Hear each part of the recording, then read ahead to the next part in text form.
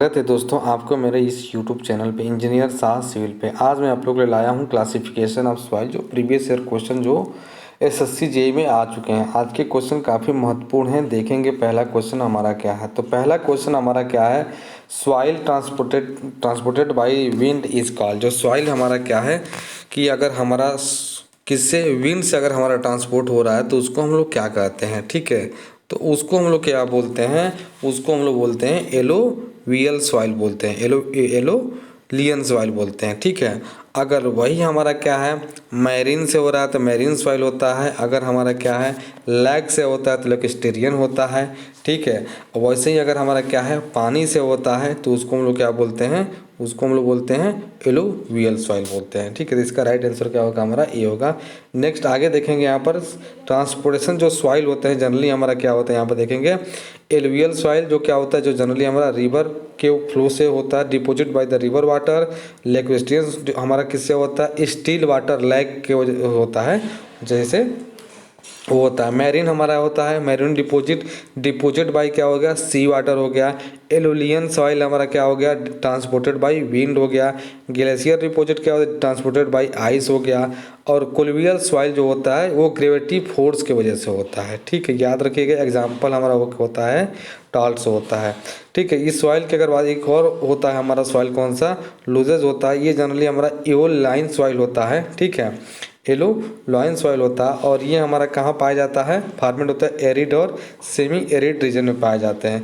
इस सॉइल की अगर हम बात कर रहे हैं तो क्या होता है, डेंसिटी हमारी काफ़ी लो होता है। लो होने की वजह से क्या होगा, ये हमारा सॉइल क्या होगा, कम हाई कंप्रेसिबल होगा। ठीक है, तो इससे क्वेश्चन हमारा क्या है, क्लासिफिकेशन ऑफ सॉइल, ये ट्रांसपोर्टेशन ऑफ सॉइल से हमारा क्या है क्वेश्चन श्योर अभी मिलेगा। कई क्वेश्चन आपको इससे मिलेगा ही मिलेगा, तो इसको याद कर लीजिएगा। ठीक है, अगर मैं प्रैक्टिस करा रहा हूँ तो क्वेश्चन जो आपको लगता है इंपॉर्टेंट नोट करने वाला, तो अपने शॉर्ट नोट्स में ये सब पॉइंट वहाँ पर नोट कर लीजिए। ठीक है, आगे नेक्स्ट बढ़ते हैं। तो लिख रहा है which of the following is determined with the help of pycnometer. ठीक है, पिक्नोमीटर से हम लोग क्या मेजरमेंट करते हैं, क्या डिटरमाइन करते हैं। तो यहाँ पर हम राइट आंसर के पास जाते हैं, वो होता है हमारा वाटर कंटेंट और स्पेसिफिक ग्रेविटी। हम लोग क्या करते हैं, पिक्नोमीटर से हम लोग फाइंड आउट करते हैं। और आगे भी हम मेथड लाए हैं, देखें कौन कौन से मेथड यहाँ पर देखेंगे। Other method for water content के लिए कौन कौन सा होता है, ड्राई हो गया, टॉर्जन बैलेंस हो गया, सेंट बाथ मेथड हो गया, एल्कोहल हो गया, कैल्शियम कार्बाइड हो गया और रेडिएशन हो गया। ये हमारे 6 मेथड हैं जिससे हम लोग क्या करते हैं वाटर कंटेंट हम फाइंड आउट करते हैं। नेक्स्ट आगे भी है हमारे मेथड, देखेंगे यहाँ पर देखेंगे स्पेसिफिक ग्रेविटी फाइंड आउट करने के लिए क्या क्या तरीके हैं। डेंसिटी बोतल मेथड है, मेजर फ्लास्क मेथड है, ग्लास जार मेथड है और श्रिंकेज लिमिट मेथड। इससे भी हम लोग क्या करते हैं, स्पेसिफिक ग्रेविटी को हम लोग फाइंड आउट करते हैं। नेक्स्ट देखेंगे आगे भी हमारा क्या है, फॉलोइंग मेथड यूज्ड फॉर, ठीक है, किसके लिए, बल्क डेंसिटी फाइंड आउट करने के लिए कौन कौन से, कोर मेथड हो गया, water displacement method, sand replacement, water balloon method और रेडिएशन मेथड। तो ये तीनों मेथड हम जो लिखवाए हुए हैं, फर्स्ट सेकेंड थर्ड। ठीक है, वाटर कंटेंट हो गया, बल्क डेंसिटी हो गया, तीसरा हमारा क्या था स्पेसिफिक ग्रेविटी है। तीनों को अपने शॉर्ट नोट्स में इसको नोट कर लेंगे कि कहीं ना कहीं क्वेश्चन हमसे इसे क्वेश्चन बनता है। ठीक है, आगे देखेंगे, देखिए यहाँ पर the soil transported by gravitational force, मैंने बोला था ना। तो ग्रेविटेशनल फोर्स अगर कहेंगे तो एलुअल डाल देंगे, यहाँ पर एक टिक कर देंगे तो क्या हो जाएगा, ये हमारा गलत हो जाएगा। ठीक है, एलुअल हमारा ट्रांसपोर्टेशन भाई क्या होता है, रिवर वाटर से होता है। यहाँ पर होता है कोलुवियल सॉइल को हम लोग किसके बोलते हैं, जो ट्रांसपोर्टेशन भाई ग्रेविटेशनल फोर्स से होता है, डिपोजिट होकर, उसको हम लोग कोलुवियल सॉइल बोलते हैं। ठीक है, नेक्स्ट देखते हैं, देखेंगे यहाँ पर कोलोवियल सॉइल सच एज टॉल्ट हो गया। ठीक है, जो कि डिपॉजिट किसके होता है, ग्रेविटी की वजह से होता है। अगर वही हमारा डिपॉजिट अगर रिवर वाटर से होता है उसको हम लोग एलुवियल सॉइल बोलते हैं। ठीक है, नेक्स्ट देखते हैं which of the following operators is used for measuring the liquid limit. Liquid limit हम लोग फाइंड आउट करने के लिए कौन सा ऑपरेटर्स यूज करते हैं, कैसा Grande operators, pycnometer, ring and ball method या फिर नॉन ऑफ दिस। तो हमारा ये होता है, ये हमारा होता है कैसा ग्रांडे ऑपरेटर्स होता है। और एक और ऑपरेटर्स होता है, आगे आपको हम दिखाते हैं। ठीक है, यहाँ पर देखिए दो होते हैं, एक कोन पेनिट्रेशन होता है। ठीक है, कैसा ग्रांडे टूल होता है, एक दूसरा हमारा कोन पेनिट्रेशन होता है, किसके लिए, लिक्विड लिमिट फाइंड आउट करने के लिए। ठीक है, नेक्स्ट देखते हैं, आगे दिया है which one of the following represent the measure of particle size. Particle size को मेजरमेंट करने के लिए कौन सा हमारा क्या है, इसमें मेजरमेंट करता है, ठीक है। तो slope of gradation curve of soil, uniform coefficient of uniformity, finance of soil, relative index, ठीक है। तो इसका क्या होता वो राइट आंसर होगा, क्या होगा, कोफिशिएंट ऑफ यूनिफॉर्मिटी होता है, ठीक है। नेक्स्ट पढ़ते हैं, आगे देखेंगे। यहाँ पर देख रहे हैं मोस्ट एक्यूरेट मेथड पूछ रहा है, क्या है, डिटर्मिनेशन ऑफ वाटर कंटेंट का पूछ रहा है, ठीक है। तो मोस्ट एक्यूरेट हमारा क्या होता है, वही एक ही होता है, ओवन ड्राई मेथड जो होता है, यही हमारा क्या है, राइट इसका आंसर हो जाएगा, ठीक है। नेक्स्ट देखते हैं, लिखा हुआ है negative value of group index of soil, ठीक है। ग्रुप इंडेक्स जिसको हम लोग जीआई बोलते हैं, इसका एक लंबा सा फार्मूला होता है, ठीक है। तो पूछ रहा है कि क्या रिप्रेजेंट करता है, ठीक है। अगर हमारा ये पॉजिटिव निगेटिव वैल्यू अगर रिप्रेजेंट कर रहा है तो क्या रिप्रेजेंट कर रहा है, सॉरी, ठीक है। तो पूछ रहा है a positive value of the same magnitude dropping the negative sign, zero negative value as a GI में b negative GI reported as non exist, ठीक है। तो अगर निगेटिव वैल्यू हमारा है तो क्या करेगा, जीआई वैल्यू उसका क्या होता है, जीरो होता है, क्योंकि जीआई का जो वैल्यू होता है 0 और 20 के बीच में ही लाइक करेगा हमेशा, ठीक है। तो याद रखिएगा, ये अगर निगेटिव में नहीं होता है हमेशा क्या होगा, जीरो ही होगा, ठीक है। आगे देखेंगे, plasticity chart gives the relationship, plasticity chart हम लोग बनाते हैं ना ऐसे, ठीक है। तो पूछ रहा है कि कैसा रिलेशनशिप हमको देता है, तो ये देता है, क्या देता है, प्लास्टिसिटी इधर इंडेक्स होता है और दूसरा क्या होता है, लिक्विड लिमिट होता है, और यहाँ पर क्या होता है, ए लाइन होती है, ठीक है। आगे आपको हम दिखाते हैं, इसका तो राइट आंसर क्या हो जाएगा, ये होगा प्लास्टिक इंडेक्स और लिक्विड लिमिट हो जाएगा, ठीक है। नेक्स्ट देखें, यहाँ पर देखिएगा, ये एक्स एक्सिस पर लिक्विड लिमिट और ये हमारा प्लास्टिक इंडेक्स बना होता है, और ये लाइन बनता है ए लाइन, और ए लाइन का जो इंडेक्स का प्लास्टिक इंडेक्स का जो फार्मूला होता है, क्या होता है, 0.072 WL-20, ये भी फार्मूला पूछा जाता है, तो इसको याद रखिएगा। इस ए लाइन के ऊपर जो होते हैं उसको हम लोग क्या बोलते हैं, क्ले बोलते हैं, और इस ए लाइन के जो बिले होता है उसको हम क्या बोलते हैं, सिल्ट बोलते हैं। सिल्ट में भी देखेंगे यहाँ पर क्या है, मीडियम हो गया, मीडियम लिखा हुआ है, ठीक है, मीडियम हो गया, इंटरमीडिएट हो गया, या और हमारा क्या होता है, लो हो जाता है। वैसे यहाँ पर क्ले में भी ये हाईली कंप्रेसिव सॉइल हो जाता है क्ले, या इंटरमीडिएट होता है, लो होता है, ठीक है। तो यहाँ पर जो रिलेशन से पूछा था किसका, प्लास्टिक इंडेक्स और लिक्विड लिमिट का पूछा हुआ था, ठीक है। नेक्स्ट देखते हैं, देख रहे हैं, inorganic clay highly compressible is represented by, highly compressible हो और क्या है, क्ले भी हो। तो देख रहे हैं एम अगर है हमारा, ठीक है, तो ये हमको क्या रिप्रेजेंट करता है, एम से हम लोग सिल्ट रिप्रेजेंट करते हैं। क्लासिफिकेशन ऑफ सॉइल में पढ़ेंगे तो वहाँ पर इसको एम से रिप्रेजेंट करते हैं, लेकिन यहाँ पर एच है और सी है, सी मतलब होता है क्ले होता है, और क्ले ही क्या पूछ रहा है, इनऑर्गेनिक क्वाइल अगर हमारा क्ले है और हाईली कंप्रेसिबल है तो उसको कैसे रिप्रेजेंट करेंगे, तो उसको हम लोग सी एस से रिप्रेजेंट करते हैं, ठीक है। राइट आंसर बी हो जाएगा, ठीक है। नेक्स्ट देख रहे हैं, पूछ रहा है कि uniformity coefficient of soil is, मतलब सी यू का वैल्यू क्या होगा।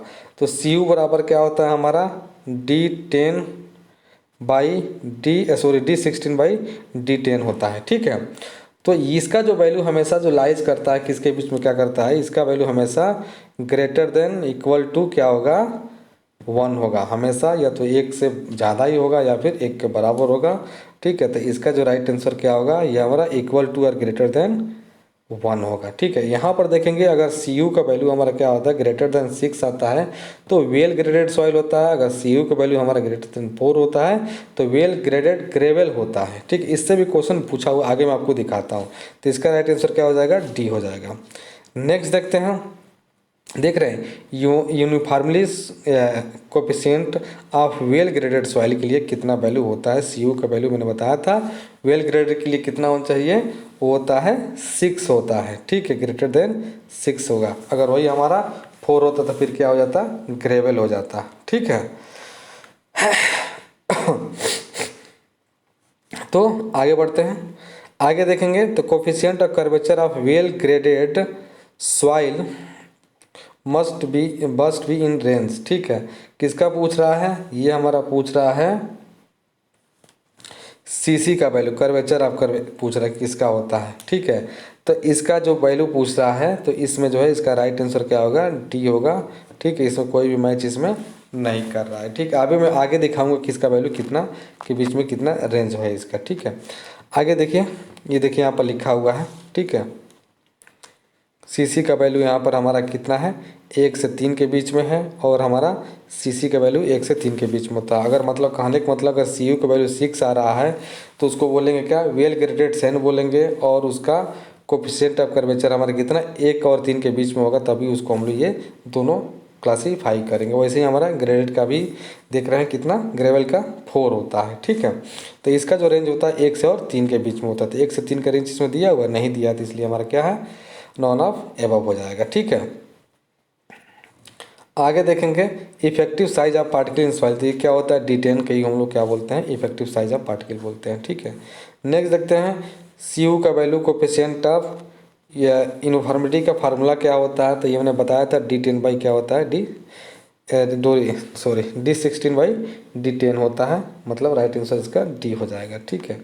आगे देखेंगे, कह रहा है कि which of the following shows the correct order increasing surface area, ठीक है। Increasing surface area, surface area का मतलब क्या होगा, जिस पार्टिकल का साइज क्या होता है, साइज अगर हमारा क्या है, कम होगा, ठीक है, तो उसकी क्या होगी, सरफेस एरिया हमारी क्या होगी, बढ़ेगी। तो सबसे साइज की हम बात कर रहे हैं, सबसे छोटा किसकी होगी, कोलाइडल होगा, फिर क्ले होगा, फिर सिल्ट होगा, फिर सैंड होगा। तो देख रहे हैं पर क्या है हमारा राइट आंसर, हमारा क्या बच रहा है, सी हमारा आ रहा है। तो इसका राइट आंसर क्या हो जाएगा, सी हो जाएगा, ठीक है। ठीक है, आगे बढ़ते हैं। ये फार्मूला पूछ रहा है किसका, कोफिशिएंट ऑफ कर्वेचर का। तो कोफिशिएंट ऑफ कर्वेचर का राइट फार्मूला जो होता है D13 का square upon D16 into D10 का मल्टीप्लीकेशन। तो राइट आंसर क्या हो जाएगा, ए हो जाएगा। नेक्स्ट देखते हैं, on the grading curve the gap grading is represented by. ऐसे कर्व बनता है ना, ये कैसे बनेगा, ऐसे ABCD करके। तो वही पूछ रहा है कि इसका कौन सा गैप ग्रेडिंग कर्व क्या रिप्रेजेंट करेगा, हॉरिजॉन्टल लाइन, वर्टिकल लाइन, या फिर नॉर्थ ईस्ट इंक्लाइंड लाइन। तो ये कौन सा रिप्रेजेंट करता है, ये हमारा करता है हॉरिजॉन्टल लाइन को रिप्रेजेंट करता है गैप ग्रेडिंग का, ठीक है। आगे देखते हैं, देख रहे हैं कोफिशिएंट ऑफ कर्वेचर का फॉर वेल ग्रेडेड के लिए सॉइल कितना बीच में लाइज करता है। तो ये क्या होता है, 1 से 3 के बीच में लाइज करता है, ठीक है। अभी हमने आगे आपको बताया था, देखिए यहाँ पर लिखा भी है, ठीक है। ग्रेवल के लिए क्या होता है, सैंड के लिए सब दोनों सेम ही होता है, ठीक है।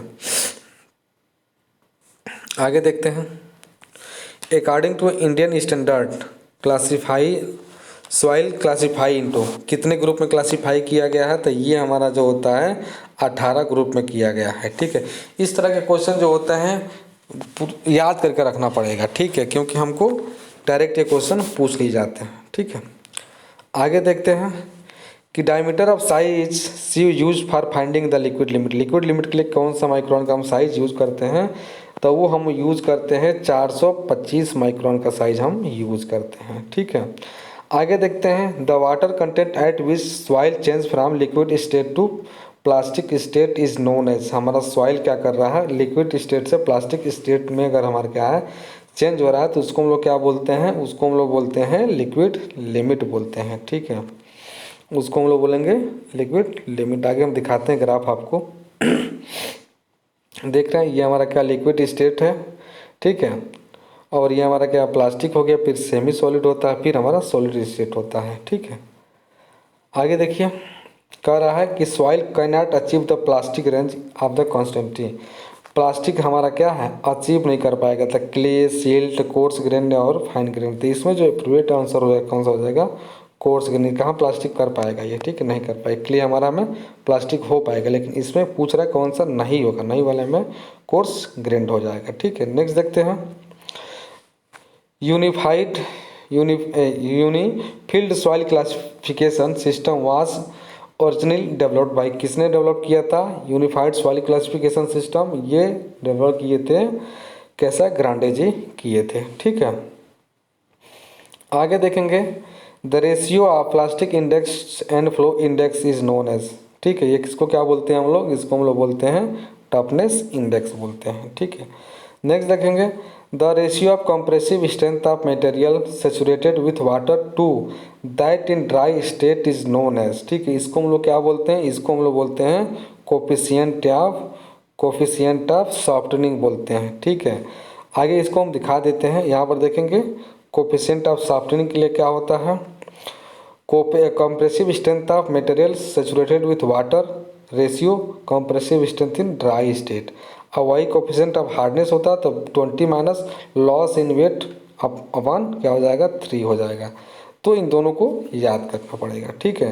तो ये आज हमारे क्या है 25 क्वेश्चन पूरे हो रहे हैं, ठीक है। कल मैं फिर से आप लोग लाऊंगा, मेहनत करते रहिए, ज़्यादा टाइम अभी नहीं बचा हुआ हमारे पास। डेली प्रैक्टिस करते रहिए, 150 क्वेश्चन जो भी आप लोग, अगर आप एक दिन गैप करेंगे तो आपका ही नुकसान होगा। तो बिल्कुल गैप ना करें, डेली का डेली 150-25 क्वेश्चन जो भी जहाँ से मिल रहा है प्रैक्टिस करते जाएं, तभी आपकी ये क्या है कंसिस्टेंसी बनती रहेगी, ताकि एग्ज़ाम में आप अच्छे से कर पाएंगे, ठीक है। अगर हमारे चैनल को अच्छा लग रहा है तो अपने दोस्तों के साथ ज़रूर शेयर करें और लाइक करें, सब्सक्राइब करें। मिलते हैं नेक्स्ट वीडियो में, तब तक के लिए थैंक यू।